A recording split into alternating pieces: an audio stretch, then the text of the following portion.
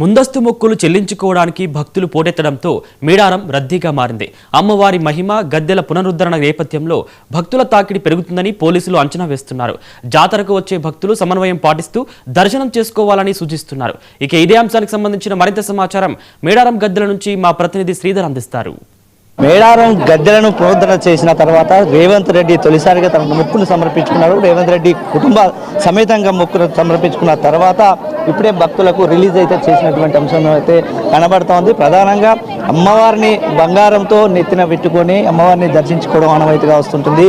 అయితే ఈసారి చరిత్రగాంచే విధంగా మేడారం భక్తులకైతే సువిశాలమైనటువంటి ప్రదేశంలో అమ్మవారి ఆలయాన్ని 3 గద్దెలుగా అంటే గద్దెలను వరుస క్రమంలో ఏర్పాటు చేయడంతో భక్తులకు ఎలాంటి ఆటంకాలు లేకుండా తీసుకునే ప్రయత్నం అయితే ప్రభుత్వం చేసిందని చెప్పుకోవచ్చు. ఇప్పుడే భక్తుల రద్దీ కూడా విపరీతంగా పెరిగిపోతుంది. మెల్లిమెల్లిగా క్రమక్రమంగా 2 రోజుల పాటు సీఎం రేవంత్ రెడ్డి పర్యటించిన నేపథ్యంలో కాస్త భక్తులకు అక్కడక్కడ ఇబ్బంది ఏర్పడినప్పుడు కూడా ఇప్పుడిప్పుడే జనాలను రిలీజ్ చేశారు. అయితే భక్తుల తాకిడి కూడా విపరీతంగా పెరిగిపోతుంది.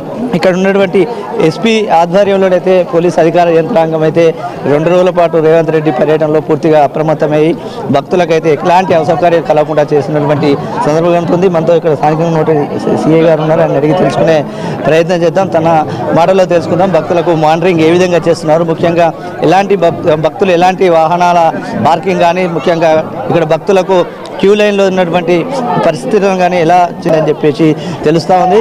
ఒకవైపు ఇక్కడ ఉన్నటువంటి అధికార యంత్రాంగం ఆ భక్తుల సేవలో నిమగ్నమైతే, భక్తులు మాత్రం దేవుని సేవలో నిమగ్నమైనటువంటి సందర్భం. అయితే భక్తుల సేవలో నిమగ్నమైనటువంటి పోలీసు వారు మనతో ఉన్నారు. అని తెలుసుకునే ప్రయత్నిస్తాం. సార్ చెప్పండి, భక్తులు దైవ సేవలో భక్తులు ఉన్నారో భక్తుల సేవలో పోలీసు వారు ఉన్నారనేది మాత్రం మనకు కనబడతా ఉంది. ముఖ్యంగా ఈ రోజు నుంచి ఇంకా భక్తులు పెరిగే అవకాశం ఉంది. మానిటరింగ్ ఎలా కొనసాగుతుంది?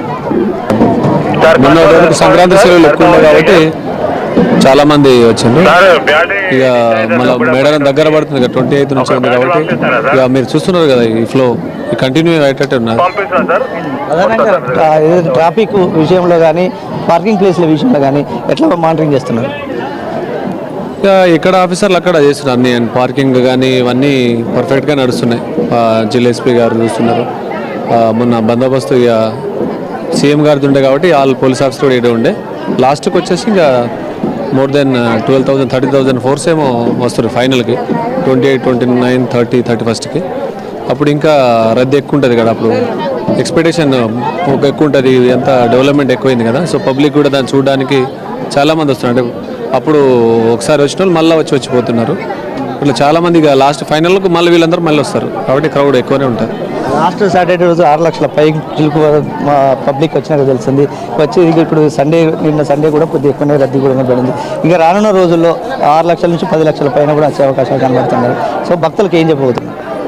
భక్తులకు ఏంటంటే ఇక మామూలుగా వచ్చేటోళ్ళు ఏమంటారు, మామూలుగా మేము పోలీసు వాళ్ళు తెలిసాను లేకుంటే పొలిటీషియన్ తీసుకోను అని ఫోన్లు కలిపి ఇవ్వడాలు అవన్నీ జరుగుతుంటాయి కామన్గా. మాకు కూడా బ్రీఫింగ్లో అదే చెప్తారు. ఇక వాళ్ళు కూడా అర్థం చేసుకోవాలి భక్తులు, ఎందుకంటే పోలీసు వాళ్ళ కష్టాలని తెలుసు మీకు. ఇక్కడ ఎవరు వచ్చినా కూడా పోలీసు వాళ్ళు అటు ఇటు అయినా కూడా పోలీసుల మీద పడుతుంది.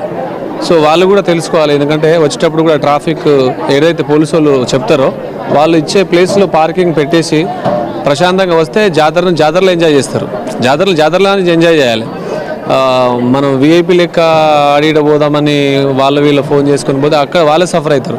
నార్మల్గా మీరు క్యూలో వచ్చేస్తేనేమో 15 మినిట్స్ 10 మినిట్స్లో అయిపోతుంది. ఇంత ఫ్లో ఉన్నా కూడా క్రాస్ కంట్రీలో వద్దాము వేరే మార్గం ద్వారా ఫోన్ చేపించుకొద్దామంటే అర్ధగంట పడుతుంది. చాలామంది అట్లే చేస్తున్నారు. నేను కూడా అది అంటున్నా, అట్లా రాకండి, క్యూ లైన్లోనే రాకండి. పోలీసు వాళ్ళు ఏదైతే చెప్తున్నారో ఆ ట్రాఫిక్ నియమాలు పాటించండి. అన్ని ప్రికాషన్స్ తీసుకుంటా ఈ జాతరను ఎంజాయ్ చేయండి. ఆ వైబ్లోకి రావాలి. ఆ గుంపులోకి వస్తేనే ఆ జాతరలో మజా ఉంటుంది. ఆ భక్తి ఆ పర్వంలో మునిగి తేలవచ్చు.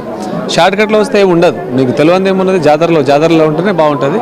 సో జాతరలో ఆ జనసమూహంలోనే చేసుకోవాలని నేను కోరుకుంటాను.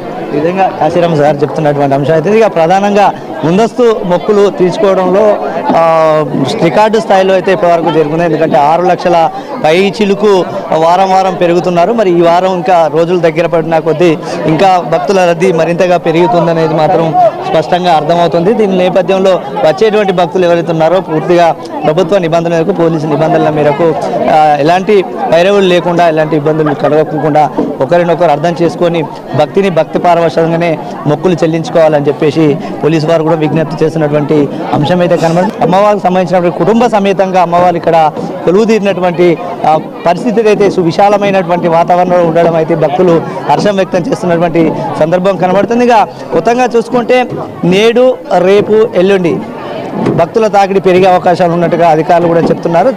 సమన్వయం పాటించి భక్తి శ్రద్ధలతో అమ్మవారు దర్శనం చేసుకోవాల్సిందిగా కోరుతున్నటువంటి అంశం అయితే పోలీసు వారిది ఉన్నదని చెప్పుకోవచ్చు. ఇది సమ్మక్క గద్దెలో ఉన్నటువంటి అంశం అయితే ఇప్పుడు సమ్మక్క గద్దెల వద్దరికి వెళ్ళి అక్కడ ఉన్నటువంటి మరింత పరిస్థితులు చూసుకునే ప్రయత్నం చేద్దాం. ముఖ్యంగా సమ్మక్క సారలమ్మ గద్దెల వద్ద అయితే భక్తుల సందడి అయితే పెద్ద ఎత్తున కొనసాగుతుందనేది మాత్రం ప్రస్తుతం కనబడుతుంది. ఈ విధంగా మేడారం మహాజాతర అయితే అంగరంగ వైభవంగా కొనసాగించేందుకైతే తెలంగాణ రాష్ట్ర ప్రభుత్వం రేవంత్ రెడ్డి సర్కార్ అయితే ముందుకు కొనసాగుతుందని చెప్పుకోవచ్చు. ఇది